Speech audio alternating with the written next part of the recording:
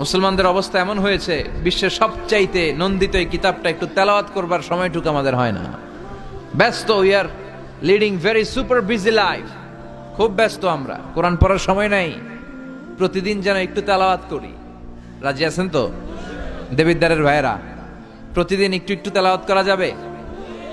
আরেকটা কথা সব জায়গায় আমি বলি, মাতৃভাষায় এই কোরআনটাকে আপনাদের জানতে হবে। You have to know the holy Quran, the messages of the holy Quran in your own mother tongue, in your own language, আপনার নিজ ভাষায়। আমাদের ভাষা কি? কথা বলেন, বাংলা। এই বাংলা ভাষায় যেন আমরা কোরআন পড়ি, কোরআন শিখি। কোরআন আল্লাহ কি জানাতে চাইলেন, কি শিখাতে চাইলেন, বাংলা ভাষায় যেন আমরা এটা শিখি, আত্মস্থ করার চেষ্টা করি। দেখবেন মসজিদুল হারামে শায়েখরা যখন নামাজ পড়ায়, শাইখ আব্দুর রহমান আস-সুদাইস, উনি যখন আযাবের আয়াত পড়ে উনি কাঁদে, কাঁদে না? আবার মুসল্লিরাও পেছন থেকে কাঁদে। এর কারণ উনিও আযাবের অর্থ বুঝে, মুসল্লিরাও অর্থ বুঝে। আমাদের তারাবির নামাজে, এত মসজিদে তারাবি পড়লাম বাংলাদেশে, কোনোদিন কোন তারাবির নামাজে মুসল্লি আর ইমাম সাহেবরা কাঁদতে দেখছেন? কথা কন, কেন কান্দে না? বুঝে নাই। কোন দিক দিয়ে আযাব গেল, কোন দিক দিয়ে গজব গেল, কোন দিক দিয়ে জাহান্নাম গেল, কোন দিক দিয়ে ফেরাউন আসলো, কোন দিক দিয়ে ইউসুফ জুলেখার কাহিনী গেল, একটাও বোঝা যায়? কথা বলেন, বোঝা যায় না। ইমাম সাহেবও বোঝে না, আমরাও বুঝি না, কেউ বুঝে না, অর্থ বুঝি না, তাই আমাদের হৃদয়ে টাচ করে না। দেখবেন ওরা আযাবের আয়াত পড়লে কাঁদে, রহমত আর জান্নাতের আয়াত পড়লে ওদের হৃদয়টা ঠান্ডা হয়ে যায়। এই জন্য সালাতে আপনি কি পড়ছেন এটা বুঝতে হবে, সালাতে আপনি কি তেলাওয়াত করতেছেন বুঝতে হবে। আজীবন পড়লেন সামি আল্লাহু লিমান হামিদা, অর্থ কি অনেকেই জানে না, আছে না নাই? এজন্য মাতৃভাষায় কোরআন জানতে হবে, কোরআন তেলাওয়াত মনোযোগ দিয়ে শুনতে হবে, কোরআন পড়তে হবে, পড়ায় দিতে হবে। আপনি কাউকে যদি সূরাতুল ফাতিহাটা শুধু শিখায়া দেন, সে সারা জীবন যতবার সূরা ফাতিহা তেলাওয়াত করবে তার একটা পার্সেন্টেজ সওয়াব আপনার আমলনামায় আছে না নাই? এজন্য কোরআনের আবৃত্তি শিখা, কোরআনের অর্থ জানা মাতৃভাষায়, নিজে কোরআন পড়া, অন্যকে পড়ায় দেওয়া, এবং কোরআনের আন্দোলন করা দরকার আছে না নাই? সব সময় কোরআনের পক্ষে থাকার দরকার আছে না নাই?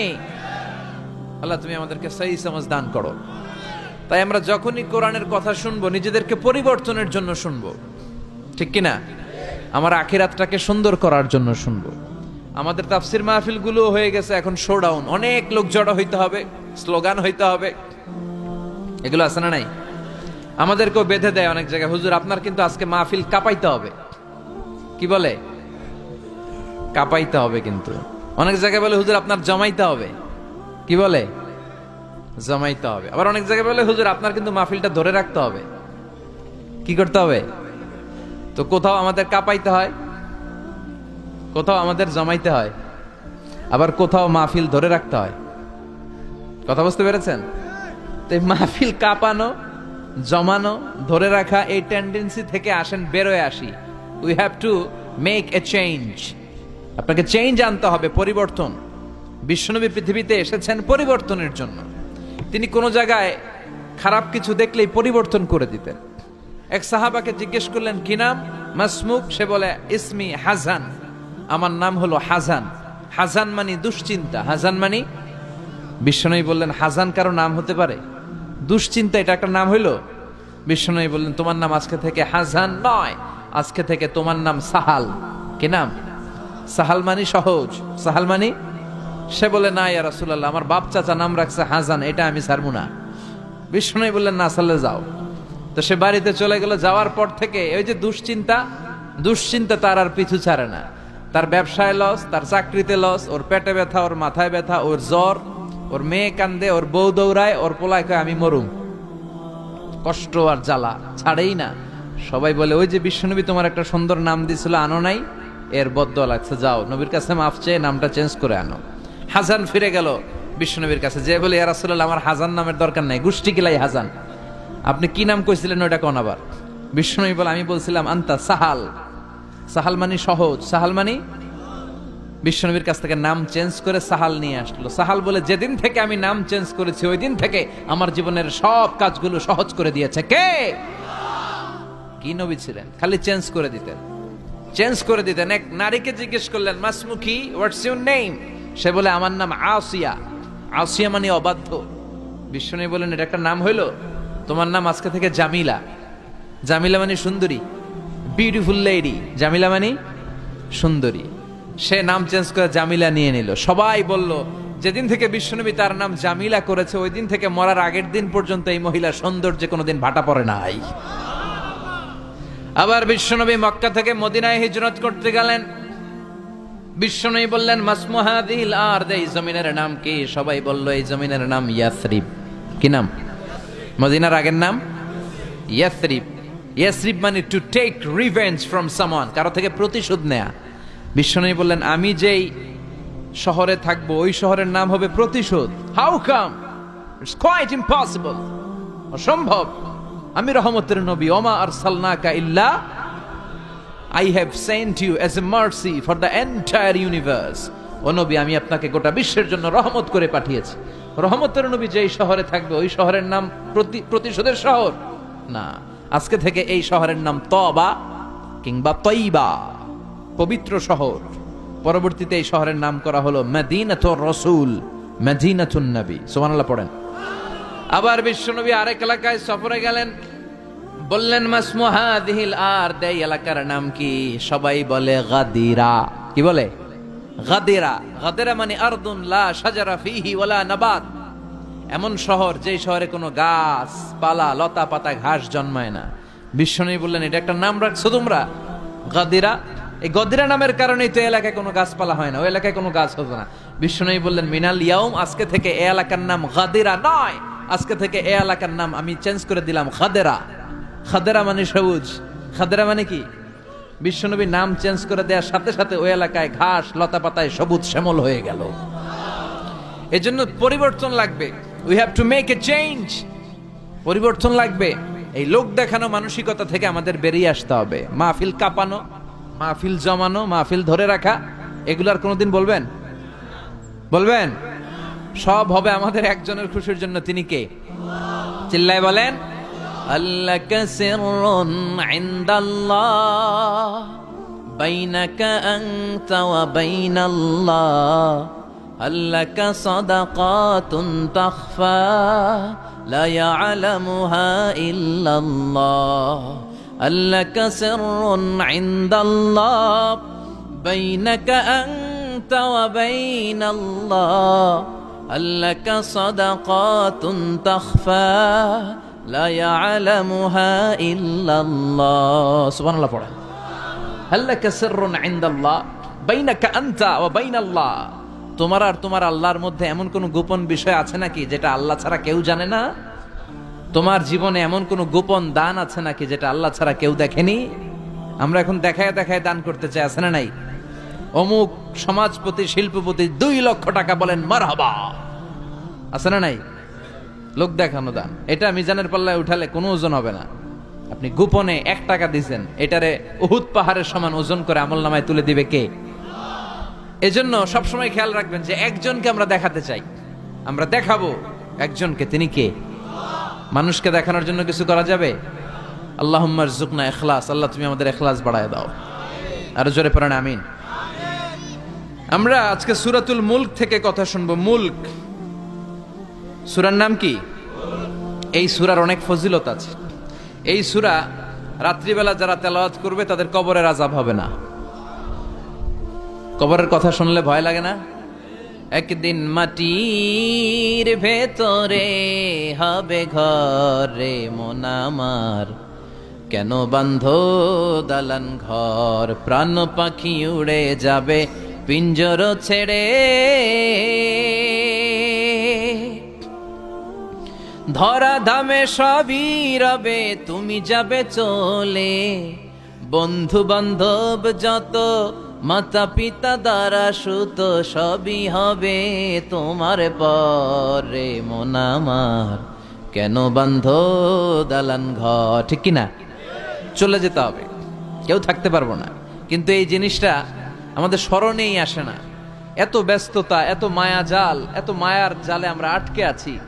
এত ব্যস্ত লাইফ, সকালবেলা অফিস, বিকেল বেলায় অমুক কাজ, তারপরে অমুক কাজ, একটার পর একটা কাজ চলতেই থাকে। এই ব্যস্ততার কারণে আমাদের জীবনটা সুপার বিজি লাইফ আমরা লিড করছি, আমাদের জন্য সময়ই নাই, কিন্তু চলে যেতে হবে। এজন্য সাইয়েদনা ওমরে ফারুক বলছেন, মুতু ক্বাবলা আন তামুতু, মরার আগে একবার মরো। হাসিবু ক্বাবলা আন তুহাসাবু আলাইকুম, তোমার হিসাব নেওয়ার আগে তুমি তোমার একবার হিসাব নাও। আমাদের প্রত্যেকের নিজের একটা হিসাব আছে না নাই? কথা বলেন। নিজে খাতা কলমের মধ্যে একটু লিস্ট করবেন যে আমি জীবনে এই ভালো কাজ করেছি, এই খারাপ কাজ করেছি, আসলে আমার অবস্থানটা কই হওয়া উচিত। নিজে খাটের মধ্যে একবার শটাং হয়ে মরার মতো শুয়ে থাকবেন, ভাববেন যে আমি মরে গেছি। ভাবেন না কি হবে, ছেলেমেয়েরা কান্না করবে, আত্মীয় স্বজন কান্না করবে, মাইকে অ্যানাউন্সমেন্ট হবে, অমুক এলাকার অমুক ভাই আমাদের মাঝে দুনিয়ায় নাই। বিশাল দেবিদ্বারের ময়দানে আপনার জানাজা হবে, খাটিয়াতে করে নিয়ে যাওয়া হবে। শুয়ে শুয়ে ভাববেন, আগে থেকে খুদে রাখা কবরে আপনাকে ফেলে বাঁশ দিয়ে উপরে মাটি চাপা দিয়ে চলে আসবে। অন্ধকার, শুধু অন্ধকার। এই অন্ধকার যেন শেষ হতে চায় না। This is the nature of life. এই তো জীবন। কথা বলেন ঠিক কিনা? এগুলো ভাবার দরকার আছে না নাই? বিশ্বনবী বললেন এই সূরাটা এমন সূরা, মানিআতুন মিন আযাবিল কবর। এই সূরা মুলক যারা তেলাওয়াত করবে তাদের কবরে কোনো আযাব হবে। আজকে থেকে সূরাতুল মুলকের তেলাওয়াত করা যাবে? পারা যাবে? পারা যাবে? আসেন না নিজেদেরকে একটু পরিবর্তন করি, আসেন না নিজেদের আমলের ঝুলিতে আরো কিছু বাড়াই, নিজেদের আমলগুলোকে সুন্দর করি, নিজেদেরকে আর একটু পরিচ্ছন্ন করি। প্রতিদিন রাতে সূরাতুল মুলক তেলাওয়াত করবেন ইনশাআল্লাহ। কইতে পারলেন না? 2 নম্বর ফজিলত, শাফাআত লি সাহিবিহা। এই সূরা যারা তেলাওয়াত করবে, এই সূরা তেলাওয়াতকারীর জন্য আল্লাহর কাছে সুপারিশ করবে। 3 নম্বর ফজিলত, খাসামাত আন সাহিবিহা। এই সূরাটা কিয়ামতের দিন এই সূরার তেলাওয়াতকারীর পক্ষে আল্লাহর সাথে তর্ক করবে, ডিবেট করবে। কতক্ষণ? হাত্তা আদখালাহুল্লাহুল জান্নাহ, যতক্ষণ না আল্লাহ তাআলা এই লোকটাকে জান্নাতি বলে ঘোষণা না দেয়। আল্লাহ যতক্ষণ অ্যানাউন্স করবে he is from paradise, he will enter the paradise, আমার এই বান্দা জান্নাতে ঢুকবে, এই সার্টিফিকেট দেওয়ার আগ পর্যন্ত এই সূরা সামনে দাঁড়ায় আল্লাহর সাথে তর্ক করতেই থাকবে।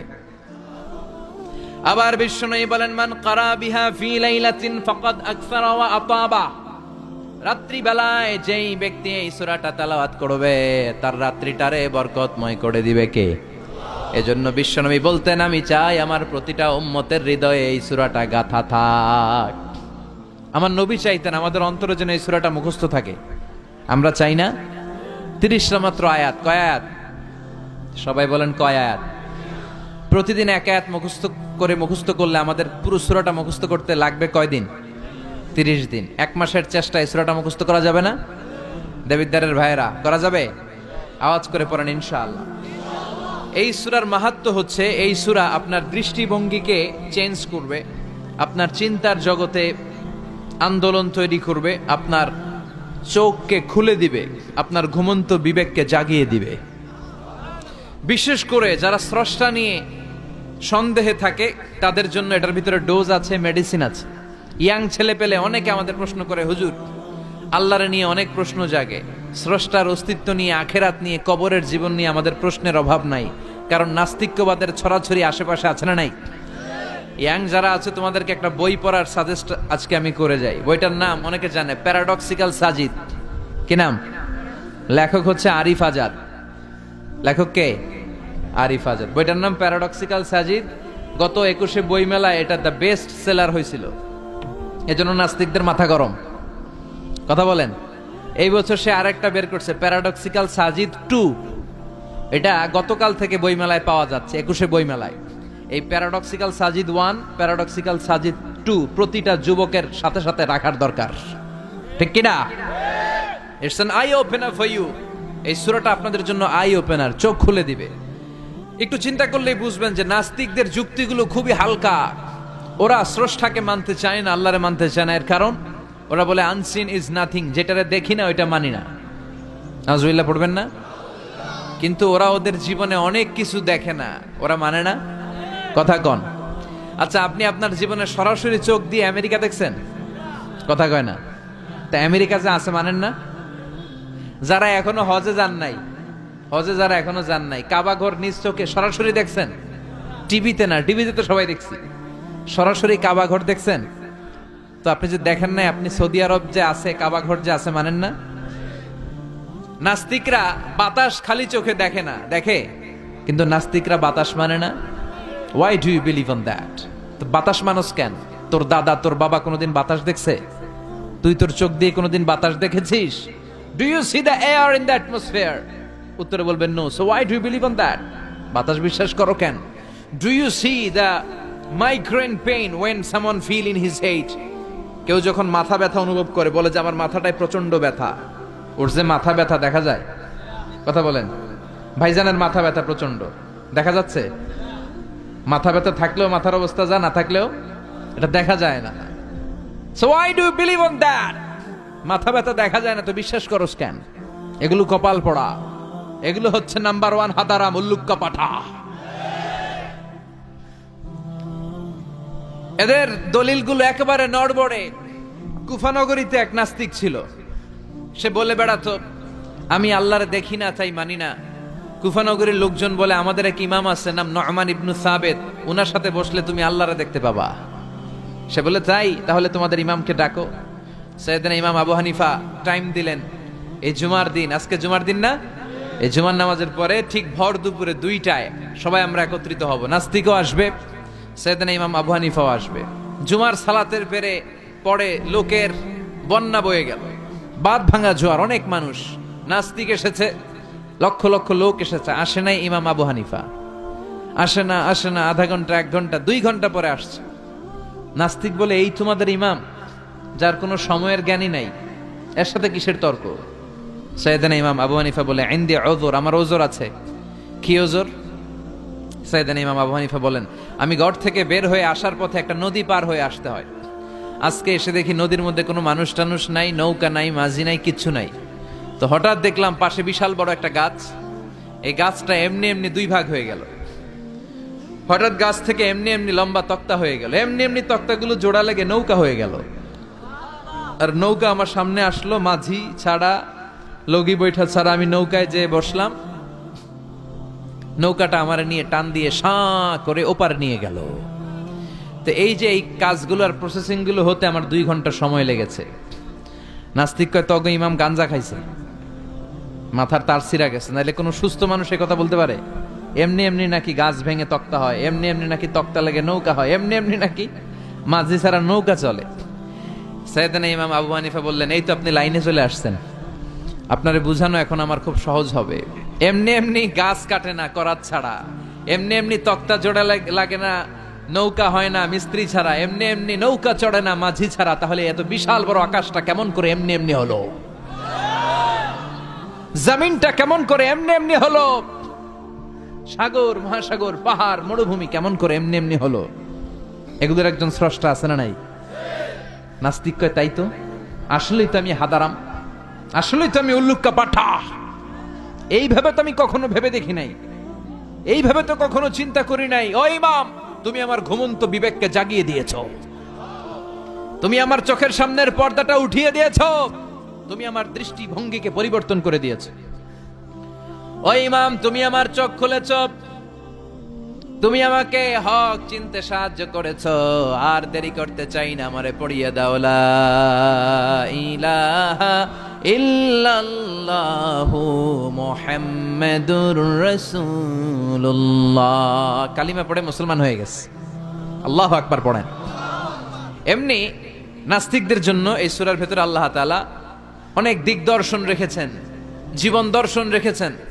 আল্লাহ বুঝাতে চান যে গোলাম, আমারে চেনার জন্য, আমারে দেখার জন্য তোর ডক্টরেট ডিগ্রি লাগবে না, তোর ব্যাচেলর ডিগ্রি, মাস্টার্স ডিগ্রি লাগবে না। তুই আমার সৃষ্টির দিকে একটু নজর করে তাকা, একটু ঠান্ডা মাথায় চিন্তা করে দেখ, একটু সাগরের দিকে তাকা, একটু নদীর দিকে তাকা, একটু পাহাড়ের দিকে তাকা। তাকালেই তুই বুঝবি সামওয়ান ইজ কন্ট্রোলিং এভরিথিং।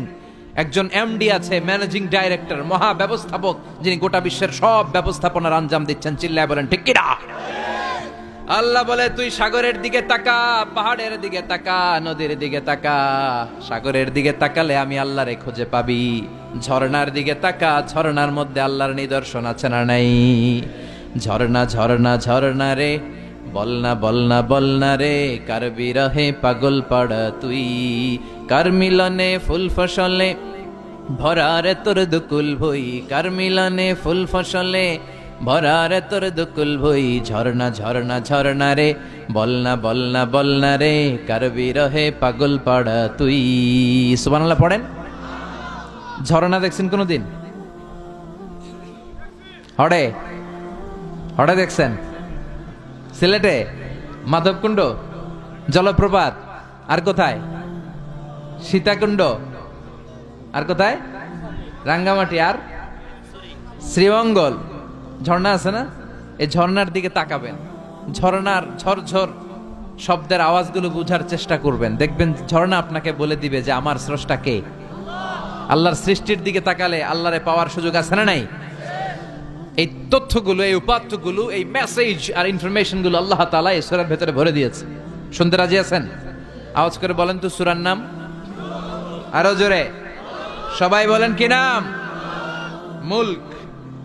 মুলক মানে কি? মুলক মানে রাজত্ব, মুলক মানে ক্ষমতা, মুলক মানে পাওয়ার, মুলক মানে কিংডম, মুলক মানে সভরেইনটি, মুলক মানে অথরিটি। অথরিটি কার?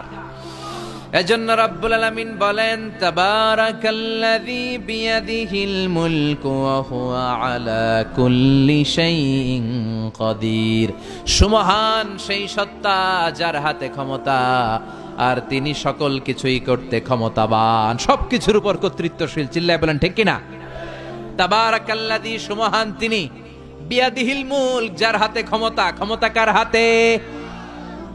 নাকি প্রধানমন্ত্রীর হাতে, র্যাবের হাতে, পুলিশের হাতে, আমনেগো হাতে? আপনারা তো কোন ক্ষমতা সব আমগো হাতে। সকল ক্ষমতার উৎস কে? সকল ক্ষমতার উৎস আল্লাহ। কিন্তু আমরা বলে থাকি সকল ক্ষমতার উৎস জনগণ। এটা যুক্তিতে টিকে না। কি ক্ষমতা আছে আমাদের? কি ক্ষমতা আছে?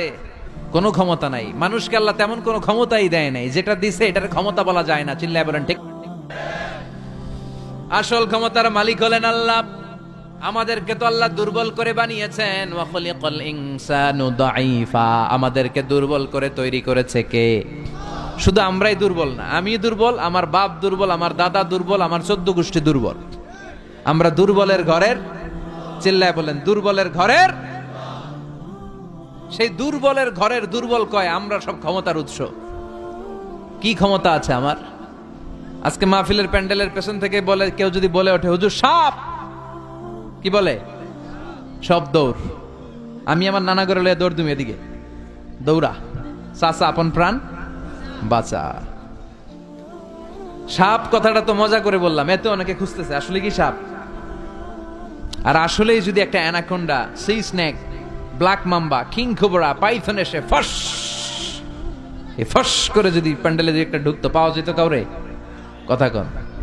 তো এই হচ্ছে আমাদের ক্ষমতা। সাপ বাদ দেন, বাবা ব্যাং চিনেন? চিনেন না? না, দেবিদ্বারে তো বাবা ব্যাং নাই। কি করে? খালি লাফায়। 10টা বাবা ব্যাং, 2টা এই স্টেজে, আর বাকি 8টা প্যান্ডেলে যদি ছেড়ে দেওয়া হয়, বাবা ব্যাং আর কি লাভ দিবে? এর চেয়ে বড় লাভ দিবেন আপনারা? বাবা ব্যাং এর চেয়ে বড় লাভ দিয়ে আমরা দৌড়াইতে শুরু করব। কত অসহায় আমরা, কত দুর্বল। বল্লা পোকা, মৌমাছি আমাদেরকে কামড় দিয়ে উড়াল দেয়, এটারে ধরে যে মারমু এটাও পারি না। কুত্তায় আম করে কামড়াইলে আমরা কুত্তারে কামড়াইতেও পারি না। কি অসহায়। পিঁপড়া কামড় দিলে আমরা কিছু করতে পারি না। কানের ভিতরে যদি কারো পিঁপড়া ঢুকে থাকে বুঝবেন সে মজাটা কি। আহা, হ্যাঁ, বাঁচার কোনো সুযোগ নাই, কোনো ক্ষমতাই নাই। এরপরও আমরা বলি সব ক্ষমতার মালিক আমি। দেখবেন যাদের ডায়রিয়া হয় আর 5-7 বার টয়লেটে গেছে, এর চেহারার দিকে তাকানো যায় না। বৈশা গেছে, বৈশা যান।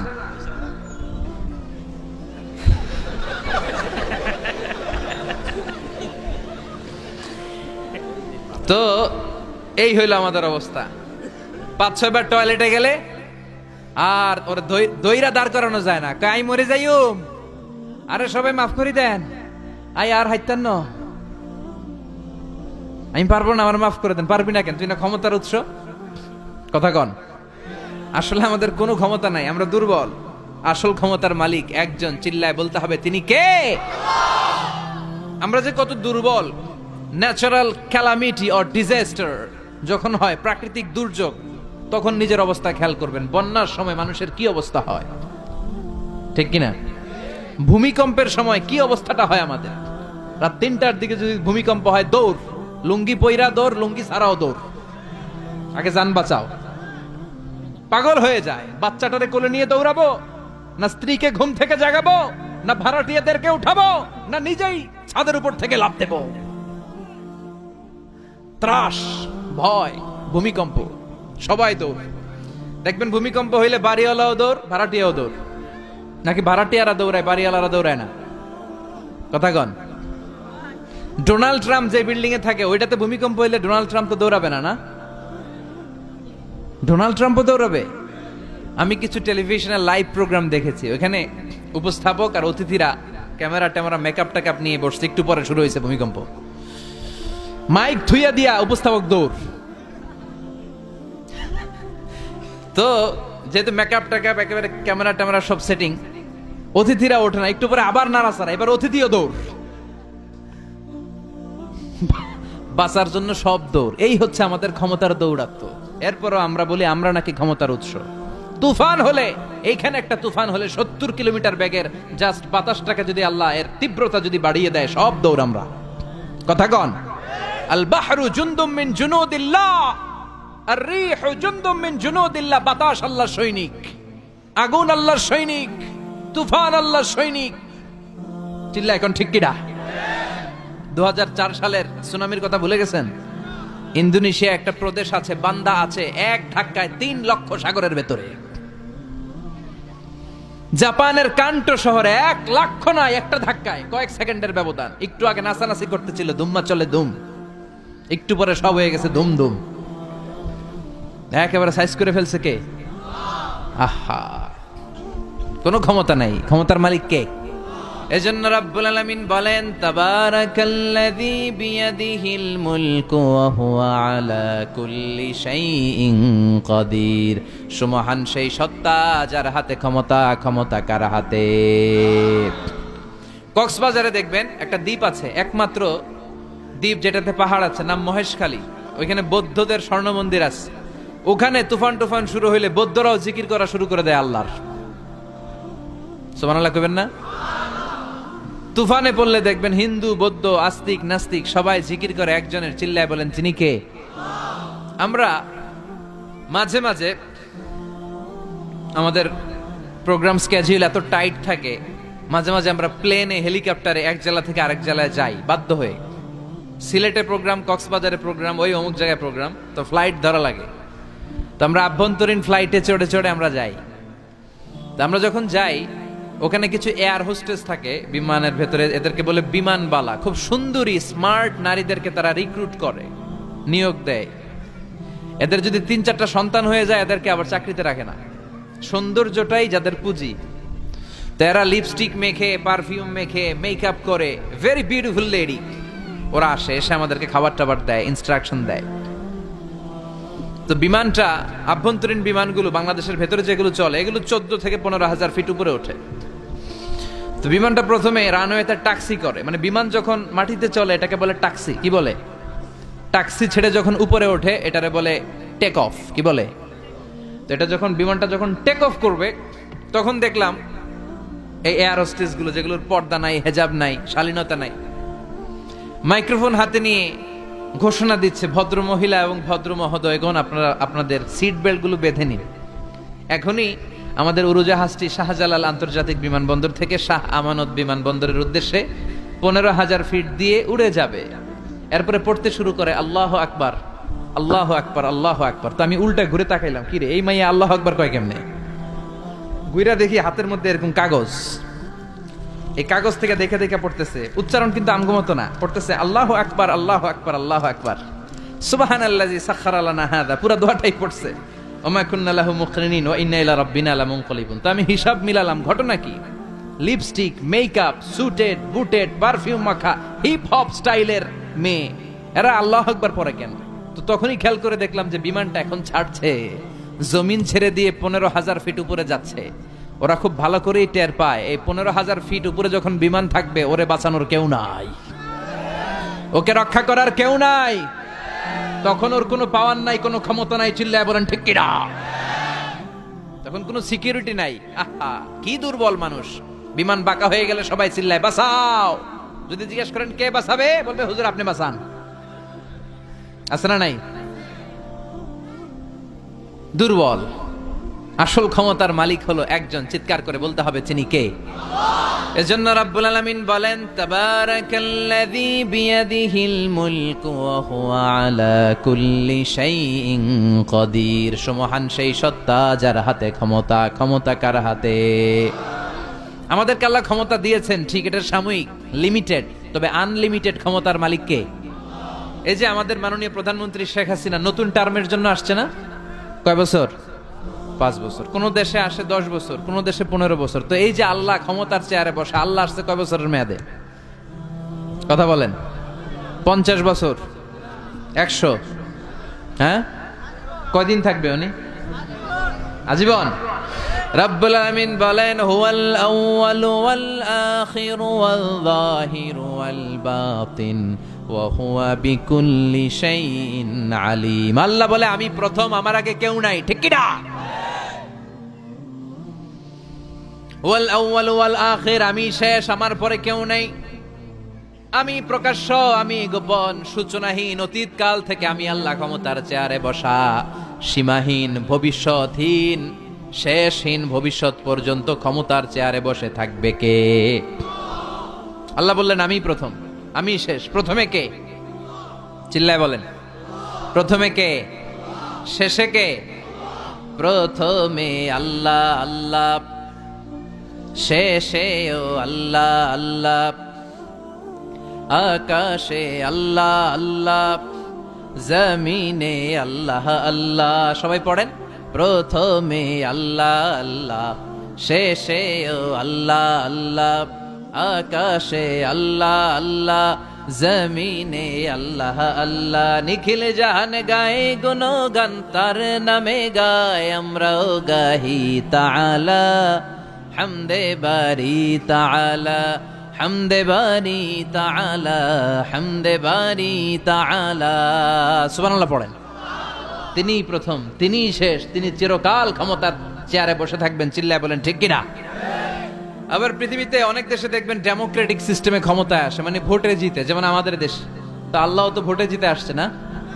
আল্লাহ ভোটে জিতে আসছে? অনেক দেশে মোনার্কি সিস্টেম, মানে রাজতন্ত্র, রাজার পোলা রাজা। আল্লাহর বাপ ছিল রাজা, এই জন্য আল্লাহও রাজা। এরকম আল্লাহ চিরকাল, আজীবনের মেয়াদ নিয়ে তিনি ক্ষমতার চেয়ারে বসা। চিৎকার করে বলেন ঠিক কিনা। আবার পৃথিবীর অনেক দেশে দেখা যায় আন্দোলন করে সরকারকে ক্ষমতার চেয়ার থেকে নামানো যায় কি যায় না? পৃথিবীতে এরকম হয়েছে না অনেক জায়গায়? আন্দোলনের ঠেলায় সরকার কয় আমি নাই। আবার মাঝে মাঝে মিলিটারি কু হয়, সেনা বিদ্রোহ, জানেন না আপনারা? তা আমরা পৃথিবীর 700 কোটি মানুষ সবাই মিলে যদি আল্লাহর বিরুদ্ধে আন্দোলনে নেমে যায়, তাইলেই তো আল্লাহর ক্ষমতা শেষ যাবে না? 700 কোটি মানুষ মিলেও পারা যাবে না। আচ্ছা, জিন জাতি যদি বলে ও মানুষেরা তোদের সাথে আমরাও আছি, মানুষ জিন ভাই ভাই, আল্লাহর আর রক্ষা নাই, আল্লাহর গদি শেষ। আচ্ছা, ফেরেশতারাও যদি বলে ও মানুষ ও জিনেরা তোগুলোকে আমরাও আছি, 3 দলীয় মহাজোট, আল্লাহর চেয়ার উল্টে যাবে নাকি? কথা বলেন। আল্লাহ বলেন ওয়ালাম ইয়াকুল্লাহু শারীকুম ফিল মুলক, আমার ক্ষমতায় কোনো পার্টনার নাই। কুলিল্লাহুম্মা মালিকাল মুলক, আমি ক্ষমতার মালিক, এই ক্ষমতা কেউ ছিনায় নিতে পারবে না। গোটা বিশ্বের সবাই মিলে যদি আমার বিরুদ্ধে আন্দোলন করিস, আমার ক্ষমতার 1 ইঞ্চিও কমবে না। চিল্লায় বলেন ঠিক কি না। সে আল্লাহ বললেন তাবারাকাল্লাযী বিয়াদিহিল মুলকু ওয়া হুয়া আলা কুল্লি শাইইন কাদির। সুমহান সেই সত্তা যার হাতে ক্ষমতা। ক্ষমতা কার হাতে? ওয়া হুয়া আলা কুল্লি শাইইন কাদির, তিনি সব বিষয়ে ক্ষমতাবান। ফাআলুল লিমা ইউরিদ, যা চান তিনি তাই করতে পারেন। তিনি কে? তিনি পাহাড়কে দরিয়া করতে পারেন, দরিয়াকে পাহাড় করতে পারেন, ধনীরে গরিব বানাতে পারেন, গরিবরে ধনী বানাতে পারেন, সম্মানিতকে অপমানিত করতে পারেন, অপমানিতকে সম্মানিত করতে পারেন। চিৎকার করে বলেন ঠিক কি না। তিনি ক্ষমতার মালিক। সকল ক্ষমতার উৎস হচ্ছেন তিনি। সকল ক্ষমতার উৎস আমরা জনগণ। আর কোনদিন বলবেন? দেবিদ্বারের ভাইরা, তাহলে চিল্লায় বলেন তো সকল ক্ষমতার উৎস কে?